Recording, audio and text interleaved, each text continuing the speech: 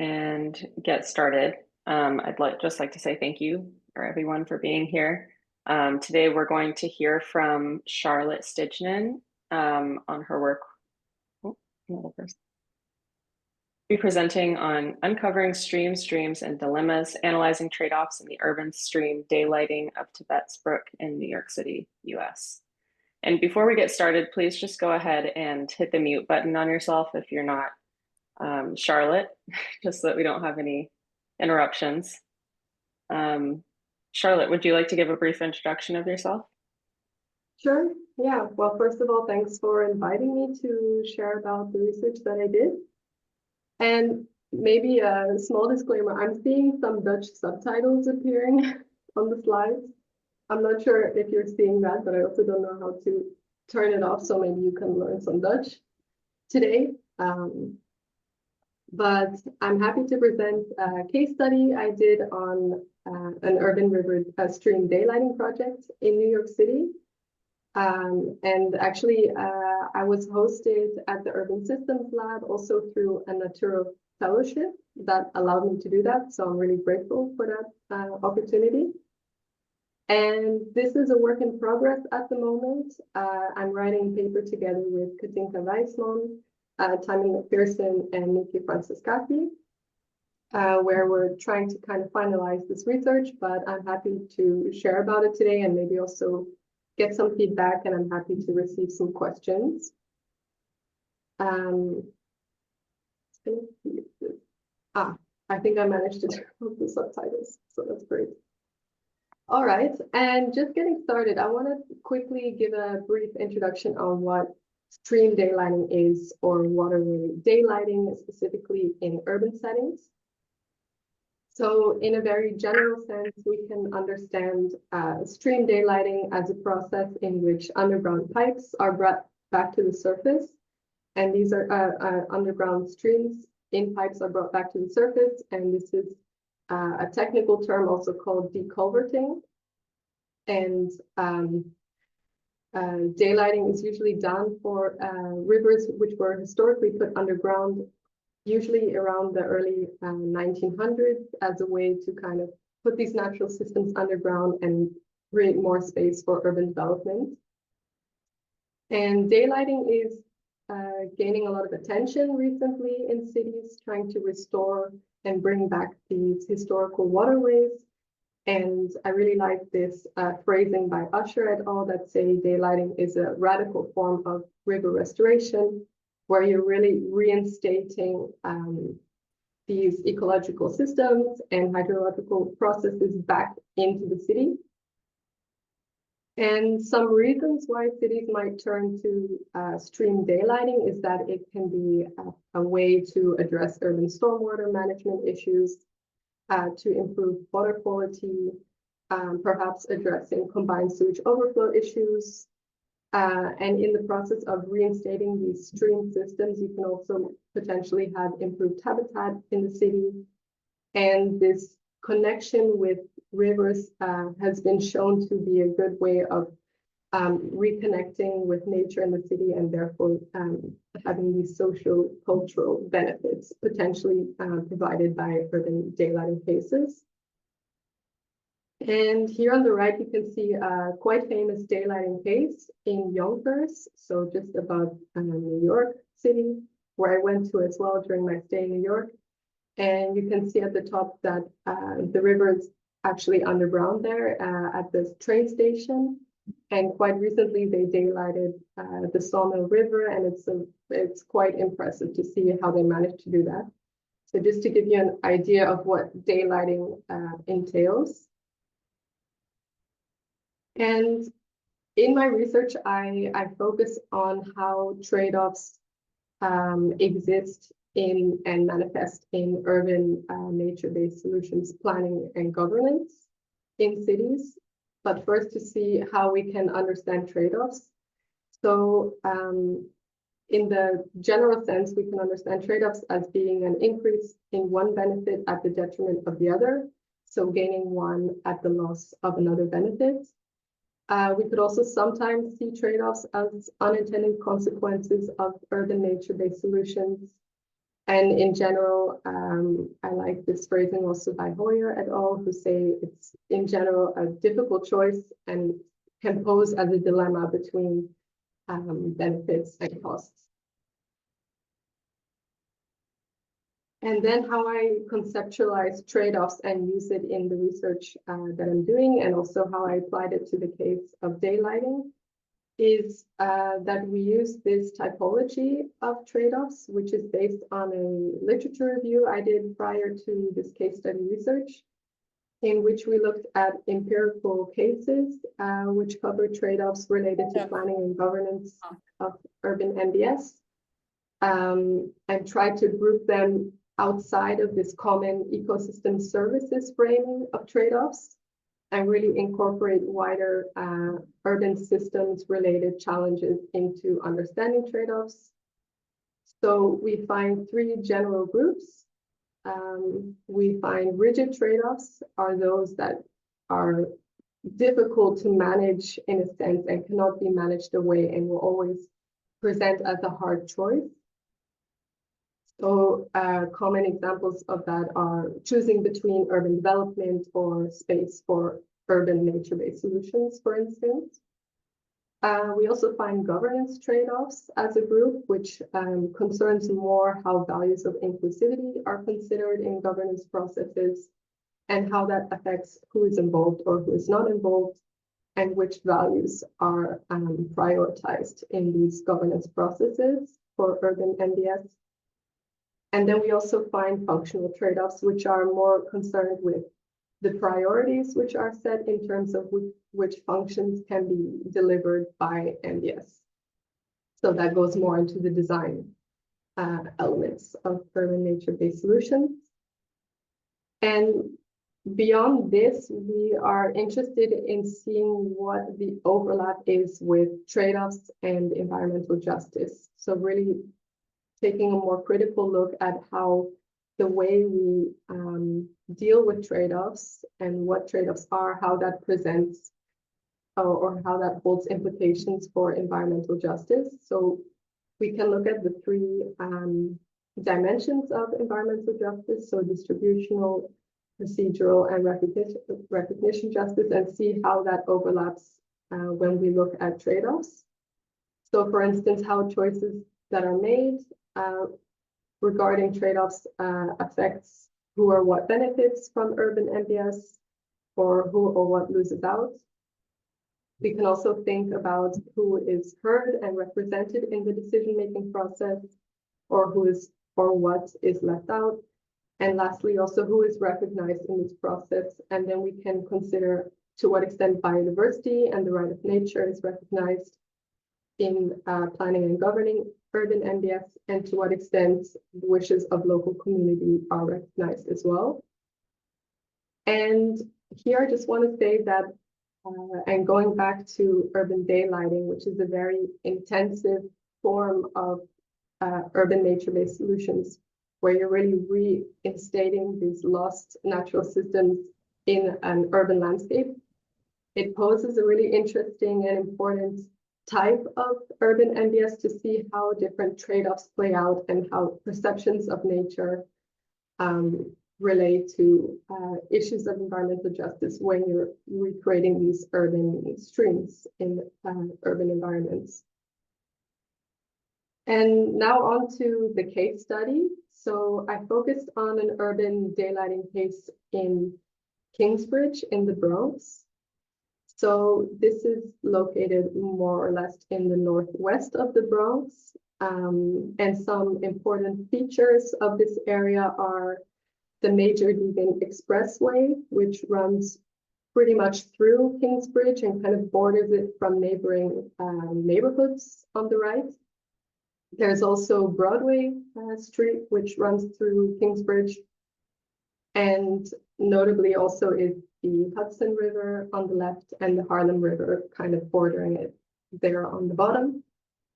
And on the top right corner, maybe you see that, but I'll have some maps later on, is the Van Cortlandt Park, which is a very large park. I think it's the third largest park in New York City.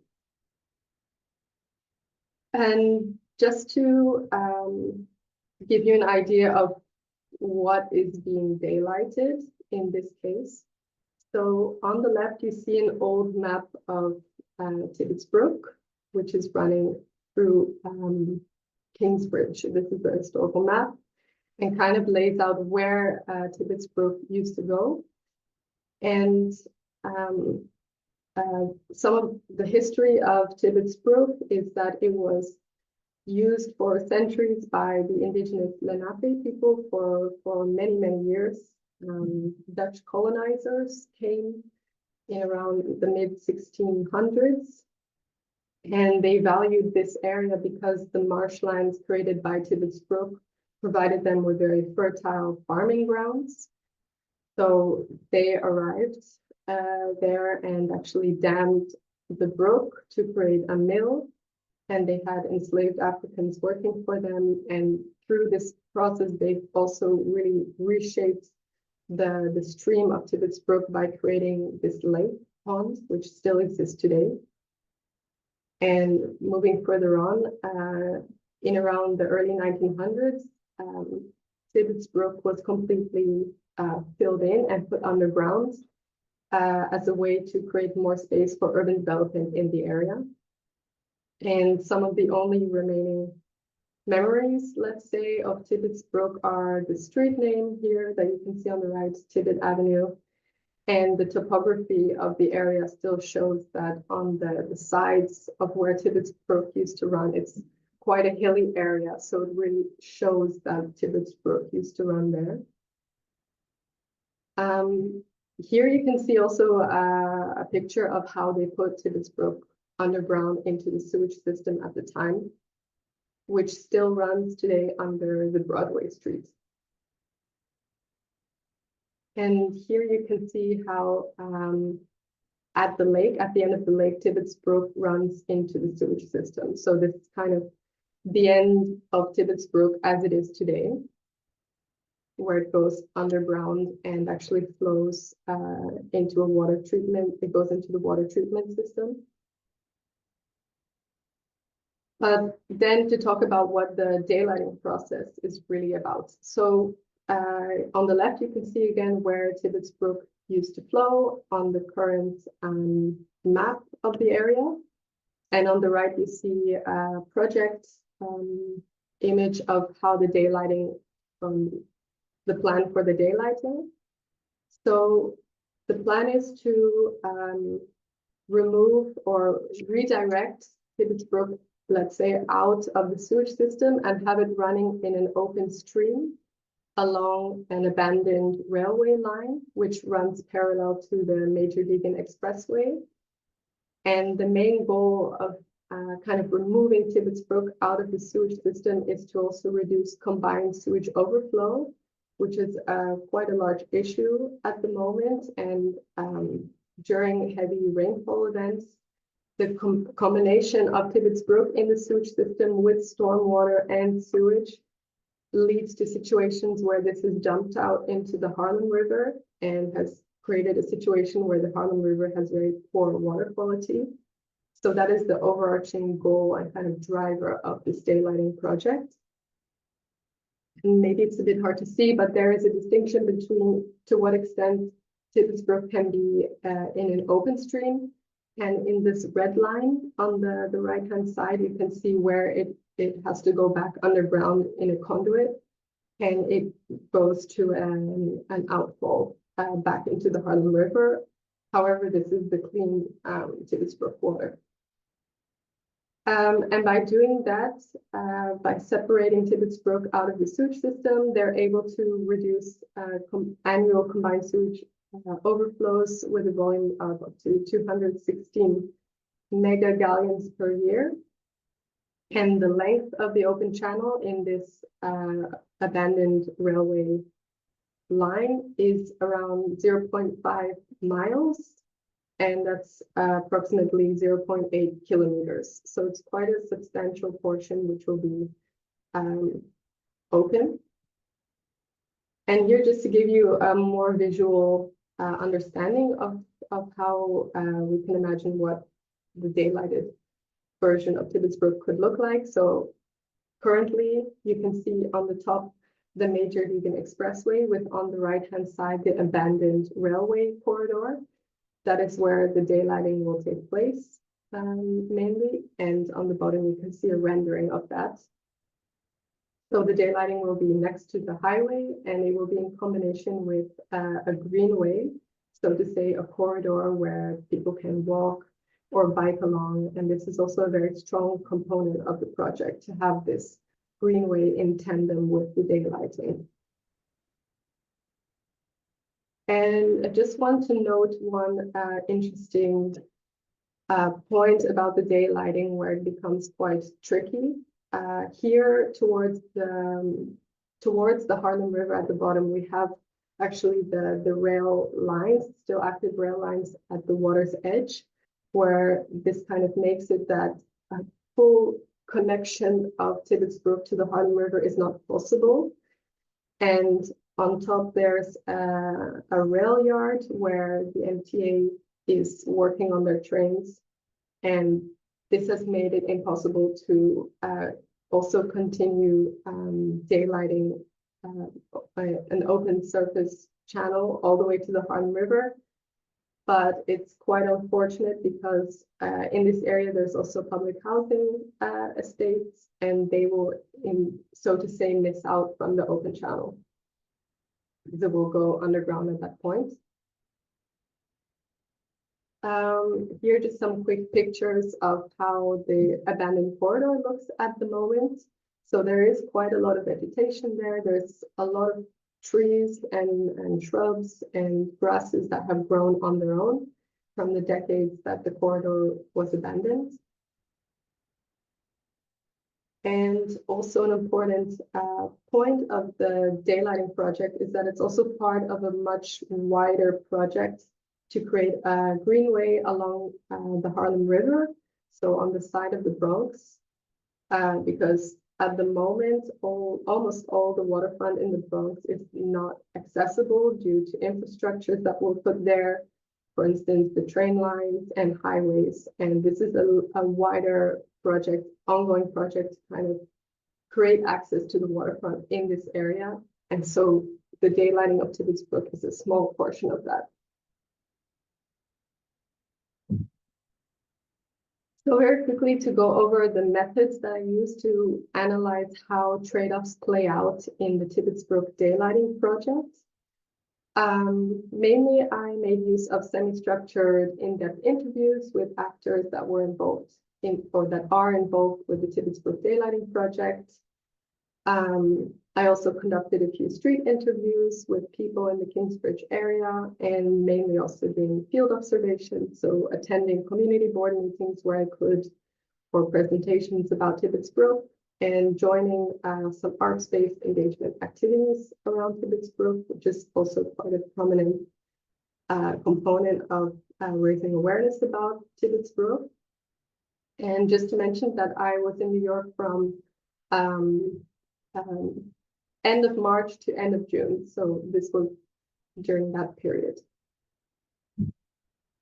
Here again, just a few pictures of some of the activities that I was doing. You can see some of the field observations of the corridor, some of the events I attended, and lectures or presentations. But now on to some of the results, and so how we can see what kind of trade-offs exist in the Tibbets Brook daylighting project. And as I mentioned before, the greenway component of this project is a very prominent and strong dual goal of the project. And just to mention that there has been decades-long advocacy for both daylighting Tibbets Brook and both the greenway component of the project by local community groups such as the Bronx Council for Environmental Quality, also cities as Living Laboratory, community boards, and the Harlem River Working Group. So a few of these organizations that have been for almost 3 decades trying to advocate for more access to nature, but also the daylighting of Tibbets Brook to deal with water issues. And while these two goals can fit together, they also create a bit of a balancing act to have daylighting and the greenway together in this very narrow stretch next to the highway, which kind of causes that this becomes an overarching balancing act, which influences all these smaller specific types of trade-offs. So for instance, we can see looking at the different governance trade-offs, these community advocacy groups have played a very pivotal role in the project, with their decades-long advocacy having made the momentum needed for daylighting to finally be put on the agenda as a CSO, combined sewage overflow reduction tool. And that enabled the daylighting to take place, but also the creation of the greenway. And the project is led by New York City Department of Environmental Protection, and also New York City Parks and Recreation. And so just to say with this trade-off, that the community advocates have played a very crucial role in this and have been at these meetings and kind of representing the broader community in that sense. However, from these interviews and also from some of the field, from some of the street interviews, I noticed that not everyone, for instance, outside of the advocacy groups, feel represented in what is being done with the project, and feel that not always does the advocacy groups, for instance, represent their interests. So this is not to say that one is better than the other, or that community engagement is better than community advocacy, but it does show which interests are kind of being brought along the project. And because this is a combined sewage overflow project, there's quite some deadlines that the city agencies have to adhere to, making it that kind of using these advocacy groups is also, not to say efficient, but an easier way to kind of get this community input versus going and doing broad scale community outreach. So this is just one thing that I noticed. Another governance trade-off is seeing how this conflict between space for accessibility through the greenway also kind of has a conflict with the space available for the vegetation, and the stream width, which is more a component of the daylighting portion of the project. So because these two interests are really strongly held by the community advocates as well, and merging these two goals together in a very narrow space makes that, well, there are some concessions on the side of how wide, for instance, the greenway can be. And then at the other side, also the space that is used for the greenway takes away from how wide or meandering the stream can be in the corridor. This is also combined or linked with a more functional trade-off, so T5, which is trying to create high usage of the greenway as a measure for ensuring safety. That's also something that came up in a lot of interviews and street interviews, that people are concerned about the safety of the greenway, considering that it's in a quite blocked off space next to a highway and next to the backside of buildings. People are worried about the safety of being in an enclosed space. And so what most of the actors involved in daylighting want to do is to ensure that there's a high usage of the greenway, that there's lots of bikers passing by. But people have also been skeptical of the conflicts that might arise because of that, considering that it's a very narrow greenway, and also having a lot of people passing through and continuously using it. People are worried about trashing or just in general ecological stressors on the habitat in the corridor. Then moving on to a trade-off number 4 related to daylighting becoming a more infrastructure project to control for urban water management issues. versus the opportunity to use daylighting as an integrated ecological approach. And while there has been a lot of efforts to really use the daylighting as a moment to increase urban biodiversity by picking native species and trying to improve the habitat quality in the corridor, what appears is that because daylighting has been framed as a mainly CSO reduction project, a lot of the design is being focused on getting the water from point A to point B, so from the lake to the Harlem in the most efficient way possible, really accounting for the liters of water that are being passed along this open channel.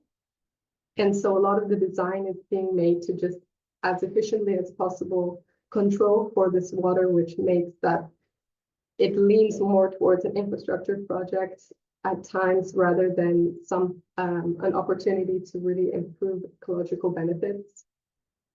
This is slightly linked to having the daylighting where it's possible to be piped or open versus piped.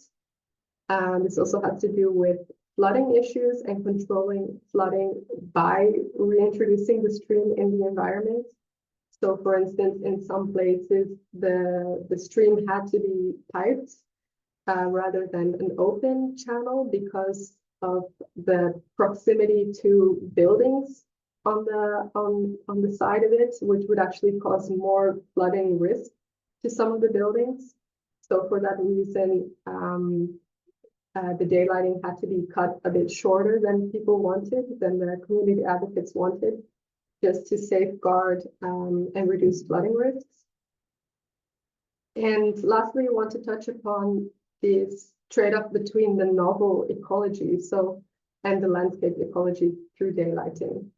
So as I mentioned before, there's a lot of vegetation on the corridor, this abandoned railway corridor, which has been there for decades.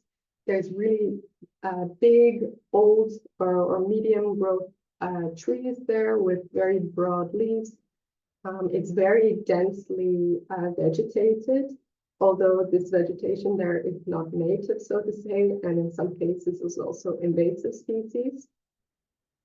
And the plans for the landscape ecology with daylighting is to, well, remove all of this vegetation that has to be done also for more engineering purposes to create the stream, but also with the intentions to instead plant native species, while also being manageable species so that they will be easy to manage in the future and maintain, which makes that instead the landscape will become more taller trees, but very narrow trees and native. However, I've heard from a few interviews that some interviewees are quite disappointed that the old growth trees will be removed, considering that they're quite lush and big. And so this is one other form of a functional trade-off we can see in the daylighting case study. And here, maybe to give another visual example of really the spatial tensions between the greenway and daylighting. So these are at different sections of the daylighting. You can see that in some cases, the width can be 60 feet, where in other situations, we have a corridor which is only 30 feet. And you can see here how they try to balance out the daylighting with the greenway. And another note is that the minimum width of the greenway is 11 feet. That's kind of the non-negotiable width that they could give to the greenway to make it functional. But just to see the play of space in these renderings. And another component we looked at regarding the trade-offs is also what drives these trade-offs. So what are the different more systems-wide interactions that kind of shape and make these trade-offs manifest in the project? And we found two groups of drivers. So more on the side of policy and planning, we can see how the goal to reduce CSO through the daylighting really shapes what kind of how the daylighting takes shape through being more of an infrastructure project and a water management project at times. and also shaping kind of the process of the project with, you know, strict deadlines and kind of having expert people on board that have a specific type of knowledge to include those in the project. Moreover, there's some planning related drivers of trade-offs, considering hydraulic constraints, which creates a situation where where the way that the water can flow is a very strict constraint, and at times determines how the design has to be placed to make sure there's no flood risk through daylighting. And also the spatial restrictions plays a very key role here, considering that the corridor is wedged between the major vegan expressway and the backside of buildings on the other hand. There's also some social dynamics which shape these trade-offs. So the one again is looking at community advocacy and the role that advocates played in trying to really get their priorities on the agenda and making sure that accessibility and the greenway are really strongly put into this opportunity for daylighting that was provided by DEP as using daylighting for a CSO reduction project. But we also see how considerations for biodiversity have shaped which kinds of species are being planted, and how this has influence on the way that the landscape architects also address this project. And one of the big social dynamics is also the maintenance concerns, which really runs through all of the project and really shapes how specific design considerations have been made. So making sure that, for instance, the vegetation doesn't hinder the accessibility through the greenway by making sure that they're really picking these more smaller vegetations. And so these are some of the ways in which drivers shape the trade-offs. And I'm not going to go through all of these arrows because there's a lot, but just to show how different drivers can influence one trade-off by combined impacts, let's say, and how different drivers affect the types of trade-offs. And I think we'll just leave it at that for now with this, but we can come back to that later.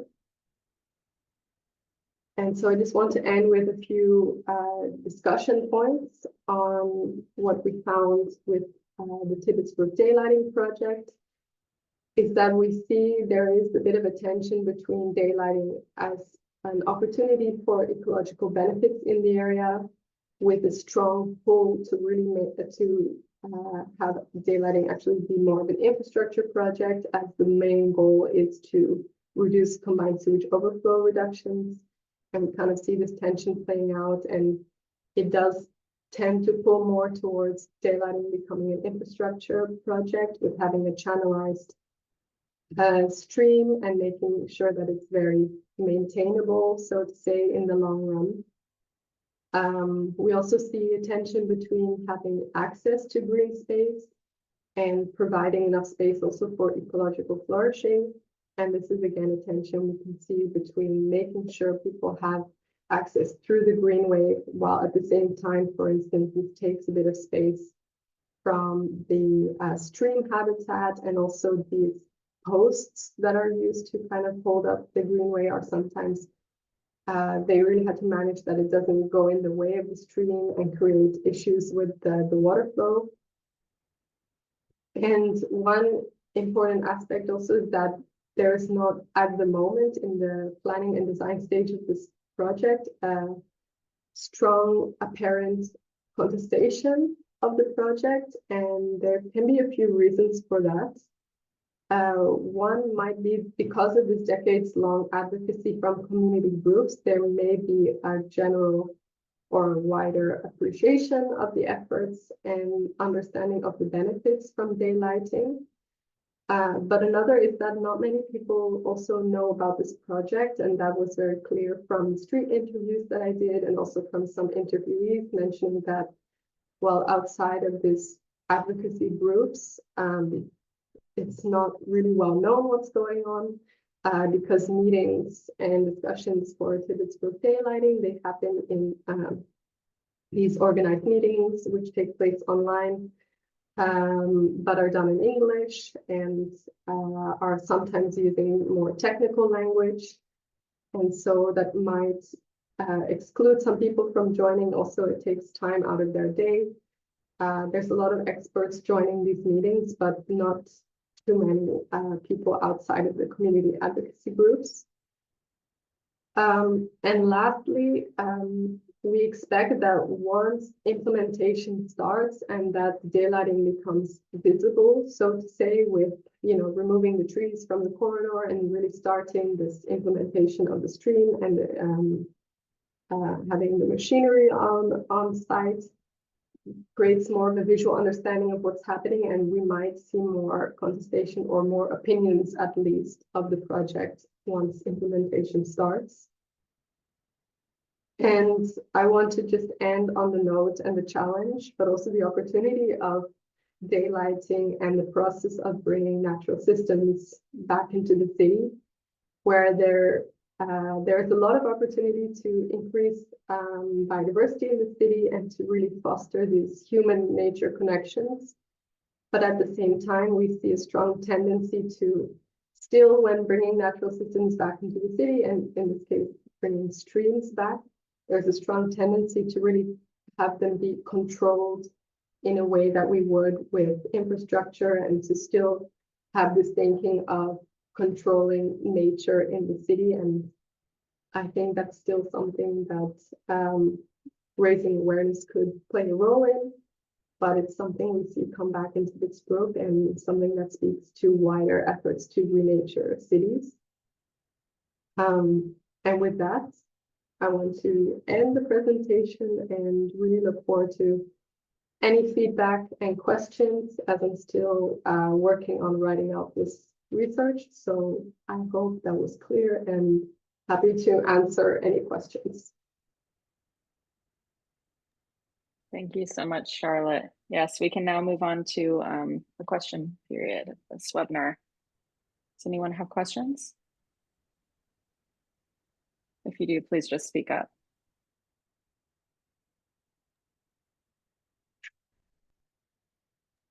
Naomi, you can go first. I see you have your hand up. Thanks very much. And thanks for the extremely interesting presentation. So, Charlotte, I've been involved with other daylighting projects, and my concern with this one is really the ecological aspect of it, in that there were certain things that could have been thought out a bit better. Asking people to walk next to a road such as this, which is a 24-hour event, the traffic never stops. It could have been managed better. For example, there's a flooding concern, and the daylighted brook could have been bordered with a riparian zone, similar to what they did with the restoration of the Bronx River.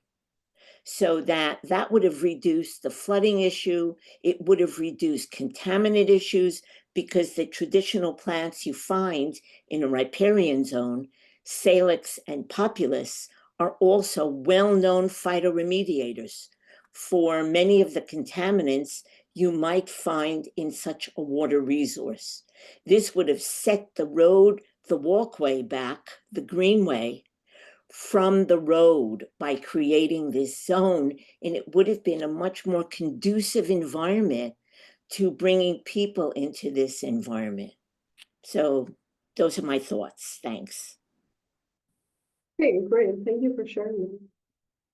Can I do a follow-up question to you, Naomi? Sure. I'm just curious, because you said you've been involved in different daylighting projects. Have you also been involved specifically with the Tibbets Brook, or with others? No. Okay. Here in Europe, there were a few projects because professionally, I'm an urban forester and a consulting arborist.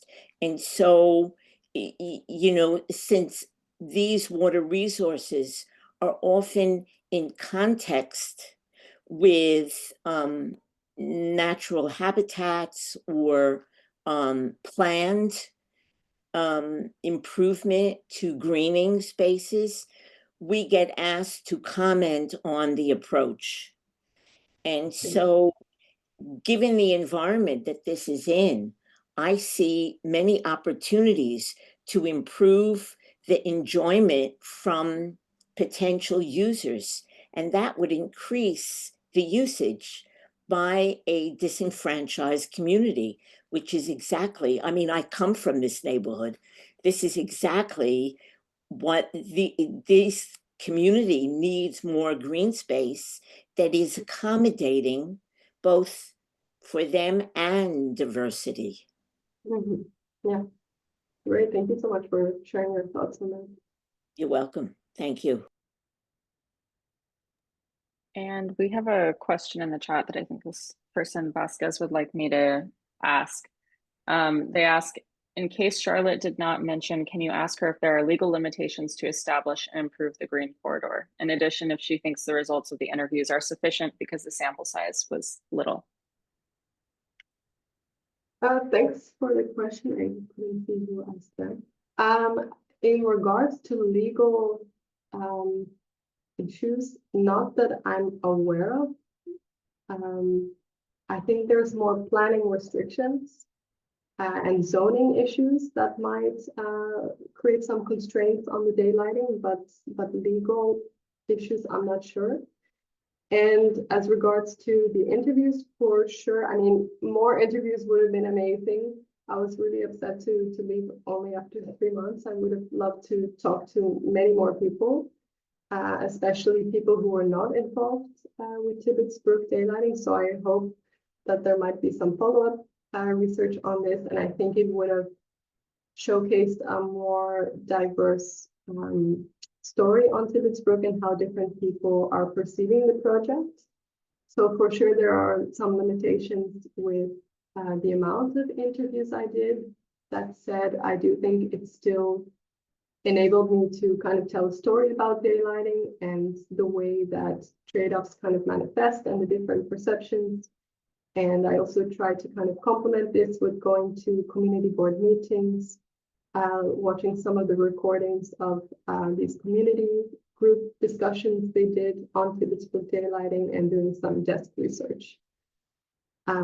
But I understand your point as well. So thanks for that. And then we have one more question in the chat, and then Rembrandt, we can get to you. Rachel, did you want to ask your question? Sure. I'm just wondering if or why you think this project has been able to move forward, whereas others haven't. Yeah, thanks. And hi, Rachel. Nice to see you on the Zoom. I think with this case, there's been just a lot of community advocacy work from a few core groups, and that has been going on for decades, for almost 30 years. But I think really the main driver or the main window of opportunity which made this daylighting possible is that the advocates made sure that daylighting became a part of the combined sewage overflow goals of the city. And by placing it kind of in this framing, there was more of a widespread also political support to do so and to get the funding for it from DEP. So the advocates, these groups, they went to all the DEP meetings and made sure that they always put daylighting as an option to reduce combined sewage overflow instead of these gray infrastructure solutions they were also proposing at the time. So I think by kind of shifting it, and the advocates did a kind of a smart job in some way in shifting it more towards it being seen as a combined sewage overflow project to really kind of get the ball rolling on that after all these years. And maybe one last comment on that is that they're also quite lucky in the sense that abandoned railway corridor provides the space to do daylighting, because that is an issue with many cities who have ambitions to daylight, is that removing infrastructure such as buildings where rivers might be running under is just not possible. So without the space, I think that is one of the big criteria of making urban daylighting possible. So the abandoned railway corridor provides a good opportunity to do that. So I think the advocacy from the community groups, placing it as a combined sewage overflow project, and the spatial opportunities are what made this daylighting project happen in the end. I hope that answered your question, or if you have any follow-up questions. That's great. Thank you. And Rembrandt, we can go to you. Yeah, thanks. Thanks, Charlotte. We could speak Dutch now, but let's not do that. Yeah. I was struck by the introduction where you made the connection to the history, and you showed an old map, and you even spoke about the Dutch playing a role, colonial era. Does that mean anything to you that you are Dutch doing this project or having done this project? Is there a feel of connection to the history, or some kind of trace, or some kind of awareness, or did it play any role that you found out that there is this link to the history?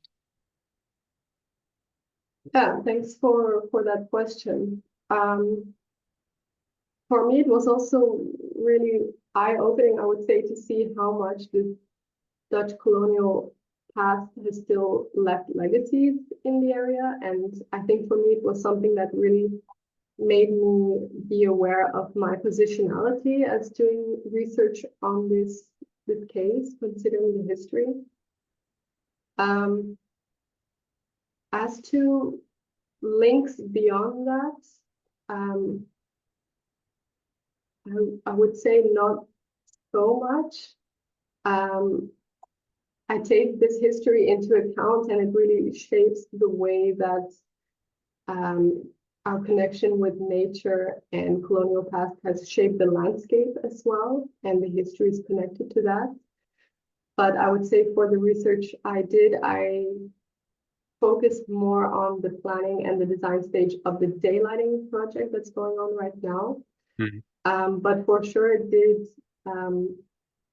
make me become very aware of my positionality in carrying out this research, and how I am as a Dutch person talking to people in this neighborhood about the daylighting and the histories that are carried with that. Thanks.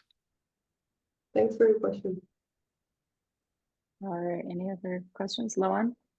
Yes, Charlotte, thank you so much for your presentation, and I really think your research contributes to understanding the difficulty of managing trade-offs in the practice of stream and river daylighting and restoration at large, many of which essentially relate to conflicts over land use and spatial conflicts, as you showed.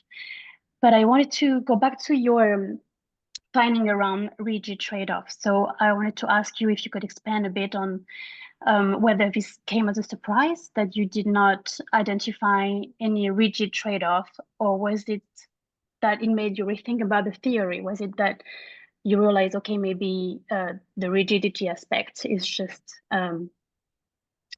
it's just a construction, that actually there is no such thing as rigid trade-offs? And also, do you think that also made you rethink about the theory, as in, did you identify new trade-offs that you had never seen in the literature before? Yeah, nice to see you as well. Thanks for the question. And yes, this is definitely something. So the typology I'm using is based on a literature review, and now here I am trying to kind of implement it in a real life empirical study. And for sure, the fact that there are no apparent rigid trade-offs, it became a really big question to me, like why am I not finding it? Is it because I'm not understanding or defining rigid correctly?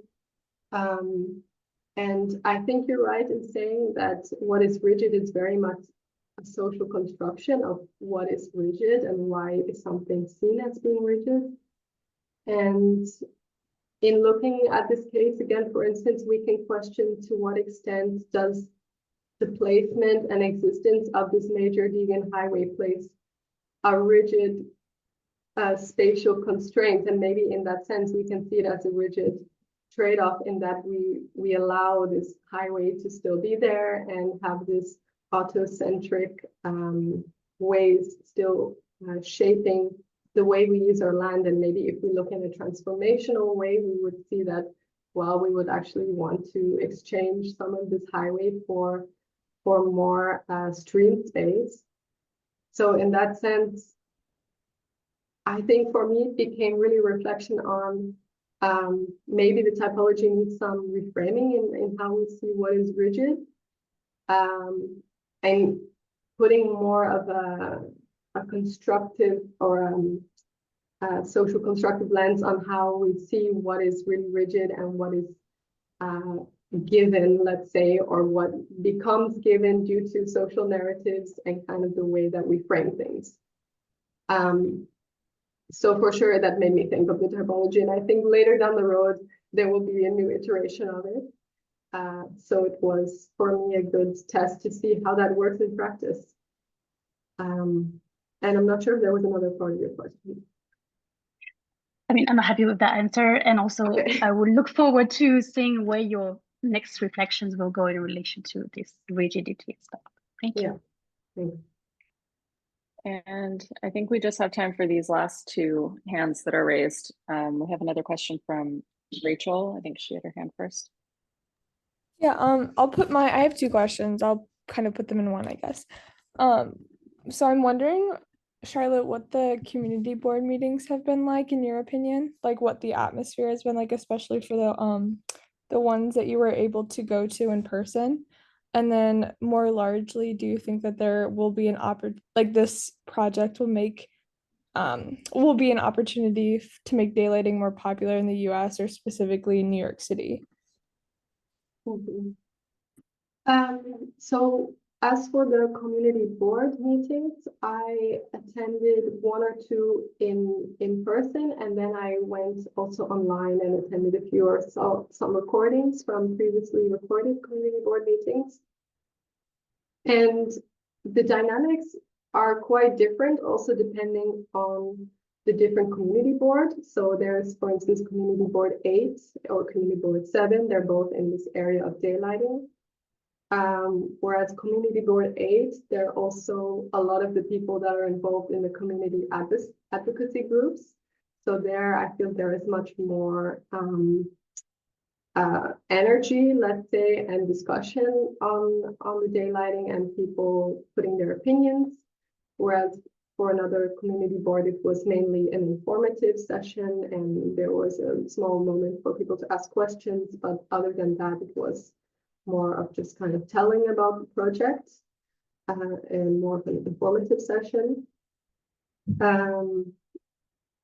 But beyond that, I do think with the community boards, it's more of where information is being passed along, whereas for the Tibbets Brook advisory group meetings, which has been facilitated by NYC DEP, there is a bit more room for discussion and feedback really on the design plans.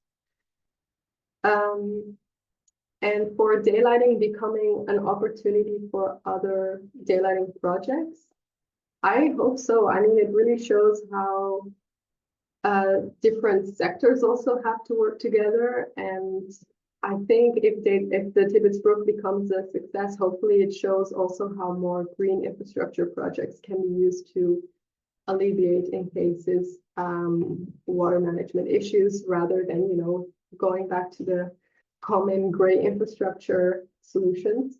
And I think for NYC DEP, this was also a big turning point for them, because their initial instinct was again to go for this more gray infrastructure solutions. And through this community advocacy to really put daylighting on the agenda. They've kind of had to switch their minds, and they were more involved with a smaller green infrastructure projects. So let's say bioswales and rain gardens and these things. And now they have this big challenge to daylight a stream. And I hope with this experience, maybe it gets the ball rolling, and hopefully in New York, there are other places already looking that daylighting could be an option. So I hope and I think it will become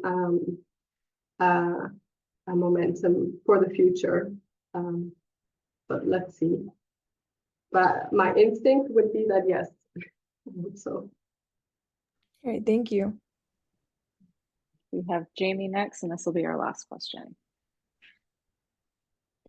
Hi, Charlotte. Thanks. This was really thought-provoking presentation. I was curious about what you had mentioned regarding trade-offs between community advocacy organizations and individuals who had different opinions. And, you know, I'm curious if you have any suggestions about how to manage those trade-offs, as in, you know, get more voice from individuals versus the advocacy organizations. Mm-hmm. Yeah, hi Jamie, thanks for the question. I think what I noticed a lot is that most people outside of the advocacy groups, they just aren't aware maybe of the daylighting. So I think broader outreach could be a potential way. And there are a few arts-based organizations, and just to mention, for instance, Cities as Living Laboratory, they've done a lot of community outreach about raising awareness on daylighting, specifically Tibbets Brook, by doing arts-based activities. And they had a tapestry, for instance, on where daylighting takes place, and everyone could add on to this tapestry. They also did a moving wetlands exhibit, I think, a few years back.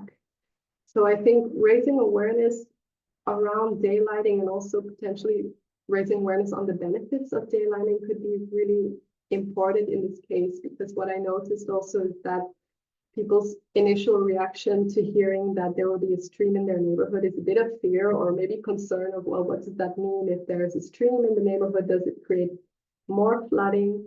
So I think by raising awareness on what daylighting is and what it does, it could maybe also get more support for the project.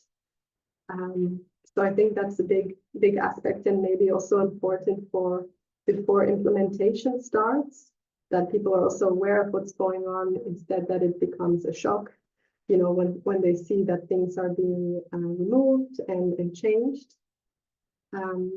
So I think by perhaps going to local community groups and attending sessions and doing sessions with people where there's kind of raising awareness, but also hearing people's thoughts on the project, and maybe people have some ideas for what they would like to see in the daylighting in terms, I know there's some aspect also for art in the project. And I heard some of the people that I spoke to on the street would, for instance, like to see some reflections of the Bronx put in the daylighting art installations.